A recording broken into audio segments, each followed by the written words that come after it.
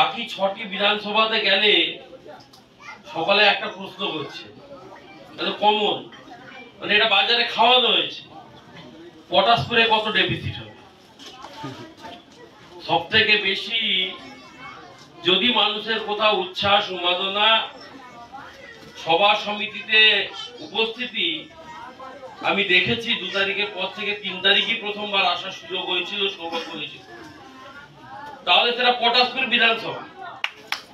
তবে আমি সংখ্যাতত্ত্ববিদ নই, জ্যোতিষ চর্চাও করি না, তবে পটাশপুরে ভারতীয় জনতা পার্টি জিতবে বিধানসভায়। এবং আমরা আপনাদেরকে আশ্বস্ত করে বলতে চাই পটাশপুরবাসীকে যে আমরা 7টা বিধানসভা জিতে কাঁথি লোকসভা জিতবো, একদম নিশ্চিত না, একদম নিশ্চিত না। এ তো লোকসভা গড়ার নির্বাচন, ভারতবর্ষে সরকার গড়ার নির্বাচন, মোদীজিকে ৩য়বার প্রধানমন্ত্রী করার নির্বাচন। আর মোদীজি নিজে থেকেই ডাক দিয়েছিলেন আপকি বার 400 পার, এনডিএ 400+ আসন পাবে এবং বিজেপি 370+ আসন পাবে।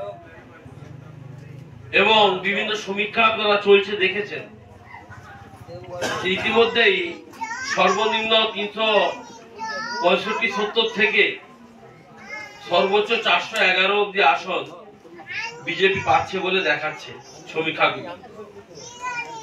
এখানে আমি আপনাদের মাধ্যমে প্রশ্ন করতে চাই, যারা তৃণমূল কংগ্রেসের হয়ে ঘুরে বেড়াচ্ছেন, আচ্ছা আপনারা 42টা আসন পেলেও কি করবেন?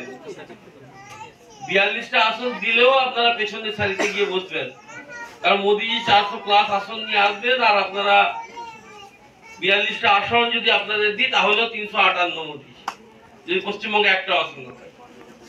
অতএব তার থেকে মোদীজির মন্ত্রিসভায়, মোদীজির পার্লামেন্টে আমরা পশ্চিমবঙ্গ থেকে 42টা আসন দিয়ে আমরা বিজেপিকে প্রথম সারিতে রাখি, সেটাই আমাদের পক্ষে বুদ্ধিমানের কাজ হবে। বোকার মতো পিছিয়ে থাকা তো মনে হয় না।